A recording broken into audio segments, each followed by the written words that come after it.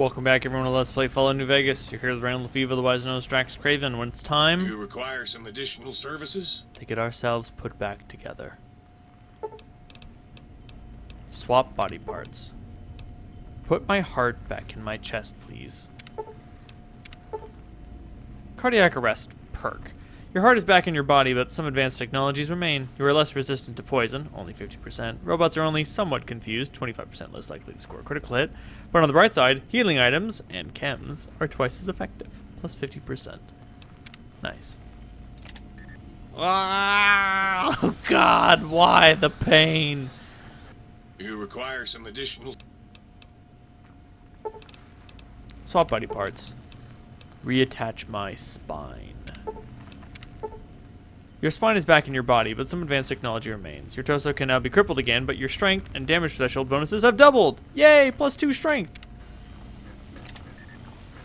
Ooh, this one's tingly. I like it. Well, that's that. Yo, Blind Dio Jefferson. What's the haps? I'd like to recalibrate the sonic emitter. Tarantula into... Wait a minute. Tarantula, I guess. I thought I got a thingy that gave it another...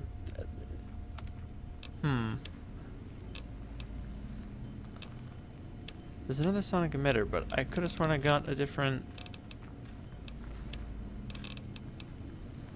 Like, I got the, Huh, that's weird.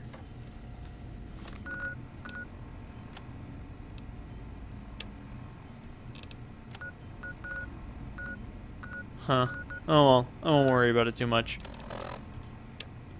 Let's go talk to Dr. Klein about not letting me leave or trying to hijack my body. I'm ready.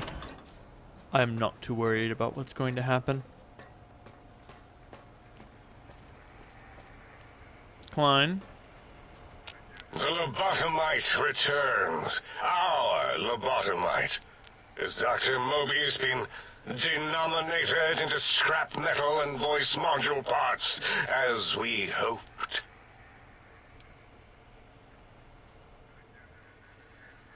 I found my brain. Now you and I are going to settle things. I recommend watching your tone with me, lobotomite.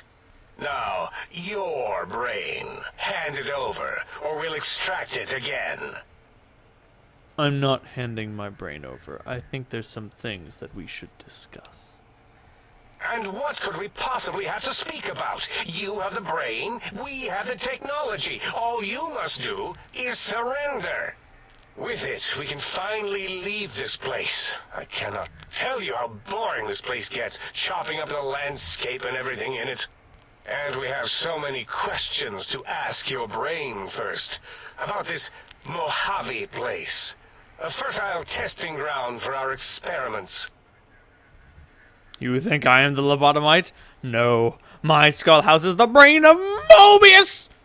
I'm not gonna say that. Maybe you should confer with your colleagues first. Nonsense. Confer, colleagues. Those are two words I do not recognize. Dr. Klein, I must intersect. Please, do not harm the lobotomite. I'm not going to harm it. I'm going to dissect it until it's dead. Why the sudden intersection, Dalla? I cannot stand a sweet breathing organism, breathing in and out to suddenly not breathe. We must keep it alive. For study. Slow study. Dalla, these vocalized pauses are unlike you. What do you care? Klein, you know, this lobotomite, it's a great sounding board. You respect ideology, right? This one's, well, it's got good ideas. Silence, Dr. O. This is a think tank decision. Save your objections until after I have decided our course of action. You know what, Klein? Stick a straw in your tank and suck yourself. Long and deep. Nice. And my name is Zero. Yeah, a big, fat zero with a slash through it. The slash as a designator of... Why, that is brilliant. But how did you... The lobotomite taught me that. Taught me a name is more than, that I should take pride in things. Like names. You had a good start there, buddy. You know what? Forget it, Klein. I hate you. And your theory of brachial beam oscillation? The Chinese had it first, you copycat. Burn! Dare you! Brainial beam oscillation was solely my discovery. I expressly told you that and deleted all evidence to the contrary.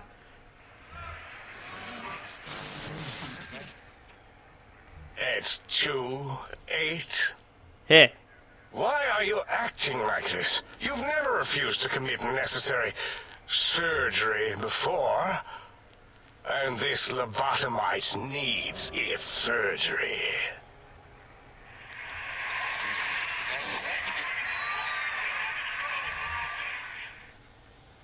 There were a lot of screams in there.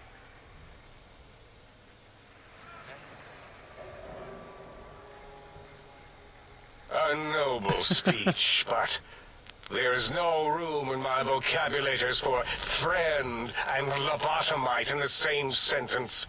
The very concept, revolting. Perhaps you are irradiated with camaraderie radiation. We have chems for that. We can save you from your emotional addiction. If I may, I feel as if I must be the voice of reason here. Oh, God. This lobotomite is much like us. Regarding even animals and pets is nothing more than avenues to promote science. There is good here. Instead of ending its life on the table, we should prolong its suffering in the name of science. Like good old Gabe, the finest of lab specimens. Why am I even listening to you fools? Enough of this mutinous chorus. If there's a word I hate, it's mutiny. And the word jism, which Ugh. never made any sense to me. It's ridiculous putting j and zm together like that. Nonsense. Fair point. I count as 5. Like the mighty human hand I once had, with its 5 penises clenched in a fist. Dear God. I think your math is wrong. The odds aren't in your favor, Klein. Just give up. Nonsense! The mathematics of this situation are on our side, lobotomite. I believe... No, wait. Carry the 2, then... If this were a democracy, I would be concerned. We are too scientific for that. So just surrender. It's not a democracy. It's a research facility. And over half of your colleagues dispute your findings. You dare use logic against me? You damn straight! I do. So here's the deal. I'm not gonna surrender. How about you surrender? That's no deal at all. There's a whole world beyond the crater, filled with ideas and possibilities. We could have escaped, seen it all for ourselves, tested it, prodded at it, made it squirm. I mean, you could still do that. Just do it here. Quietly. For me. For you? And for science? I have a strange sensation that I would like that. How odd. Very well, partner. The think tank is at your service as long as you do not destroy us. That's that.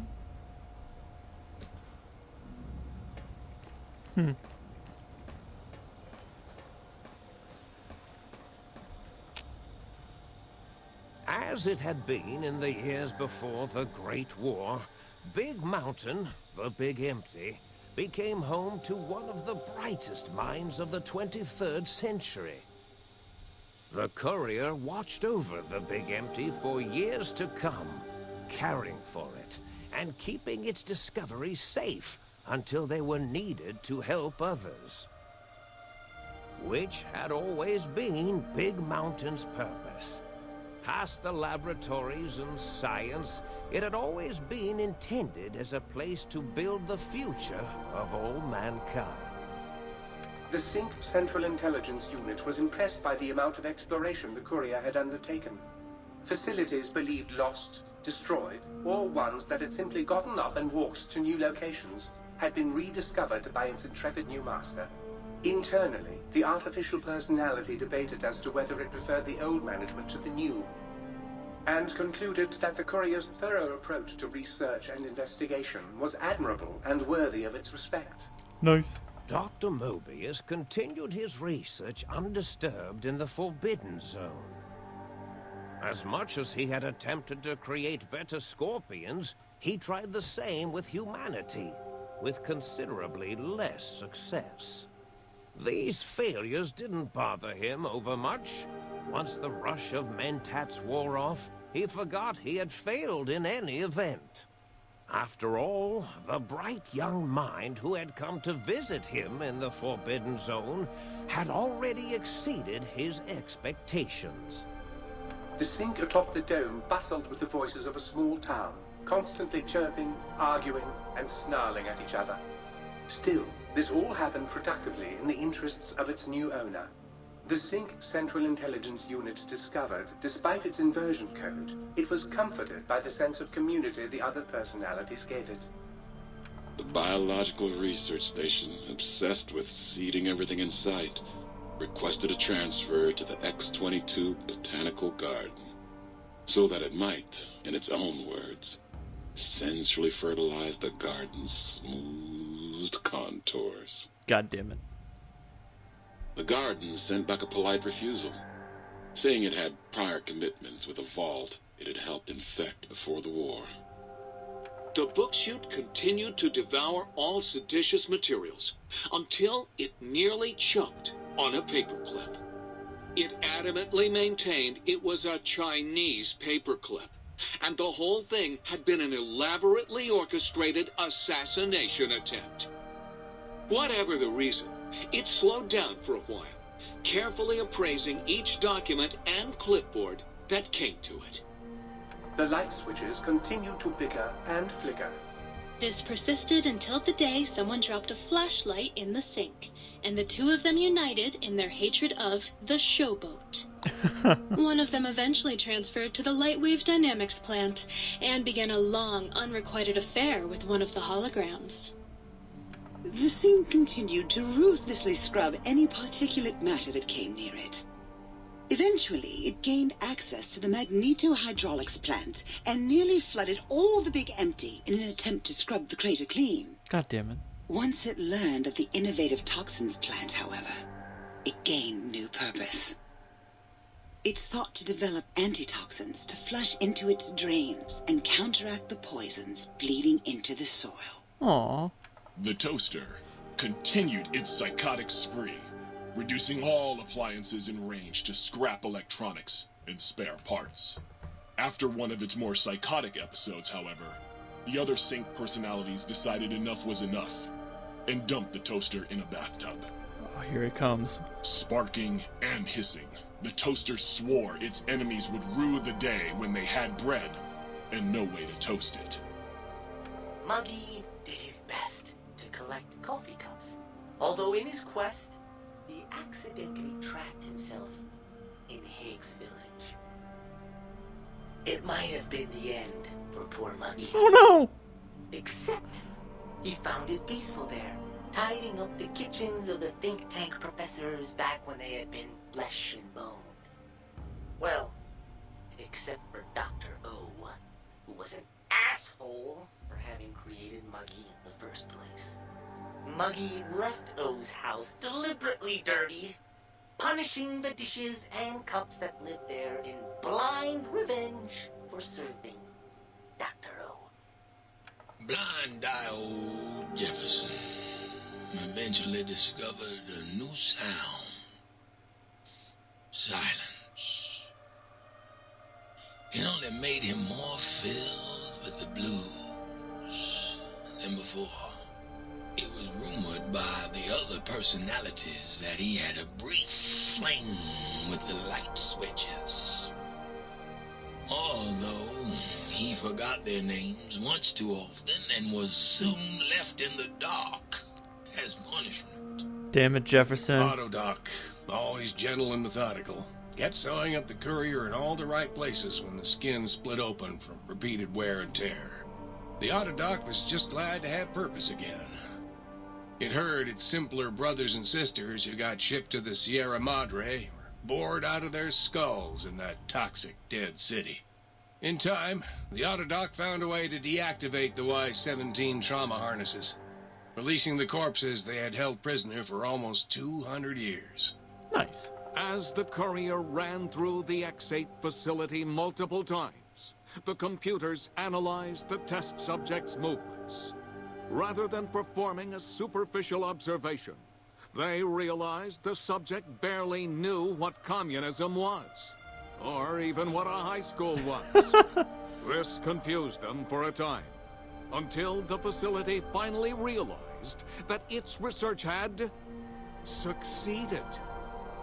So it let its cyber dogs out into the wastes to help protect small communities from physical aggression rather than communist propaganda. The infiltration program in X-13 felt spent, having repeatedly upgraded the stealth suit until it could upgrade it no more. It felt warm, fulfilled, and a bit sluggish. It realized not long after, the stealth suit had left it, without so much as a note on the nightstand. So the infiltration program sent out robo-brains into the wastes, looking for its wayward technology. It eventually found Repcon HQ, and set up a new research center, testing and murdering fiends who kept breaking into the facility. The courier, organs intact, continued onwards, a little less heavy of step, but with all the organs in the right places, as they should be. After all, brains can develop a life of their own when left to their own thoughts, and the courier's brain was more clever than most. Dr. Klein and the think tank remained alive, unaware of the world outside. They looped through their daily routine, none the wiser about the world beyond, although perhaps wiser was the wrong word. The world outside belonged to the courier, and if anyone would shape it, well, the courier had already called dibs. There is an expression in the wasteland, old world blues. It refers to those so obsessed with the past they can't see the present, much less the future, for what it is. They stare into the what was, eyes like pilot lights, guttering and spent, as the realities of their world continue on around them. Science is a long, steady progression into the future. What may seem a sudden event often isn't felt for years, even centuries to come. In the times following the Second Battle of Hoover Dam, however, old world blues took on a new meaning. Where once it was viewed as a form of sadness, nostalgia, it became an expression describing the potential for the future. It can be easy to see science as evil, technology unchecked as the source of all ills, all misfortunes. With the courier at the helm, science became a beacon for the future. There was old world blues, and new world hope. And hope ruled the day at Big Mountain. We could say more, but the stories in the Big Empty speak for themselves. Now armed with the transportal Ponder, the courier could return to the dome at any time and crack open the secrets of the Big Empty one by one. The Sync sat vigilant, waiting for its master to return, shoes covered in Mojave dust. Only one road yet remained, and it was one the courier had to walk alone. Someday, but not today. I'm not ready for it yet. Brain's back in my body. My head still can't be crippled, and I'm only 10% more resistant to addiction, but my damage threshold is improved by 10%. And the Big Mountain Transportal Ponder. So long as I'm outdoors, I can pull the trigger, and if there are no enemies around, I will come to the sink.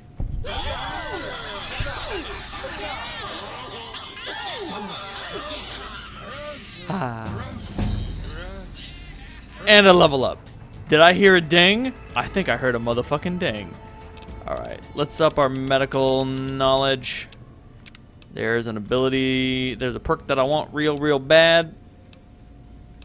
Mad Bomber. Vigilant Recycler. No. Living Anatomy. Allows you to see any health and damage thresholds of any target. It also gives you a plus 5% bonus to damage against humans and non-feral ghouls. Pack Rat. Also useful. Items that weigh 2 or less pounds weigh half as much. And Stay Back is really cool. Every time you shoot someone with a shotgun, there's a chance to knock them back. Fight the Power. Did I unlock any special level 32 perks? No, but I could get Implant GRX again. Alright, no, I'm gonna take Living Anatomy.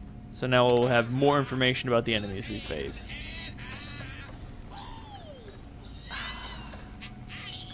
I love this place.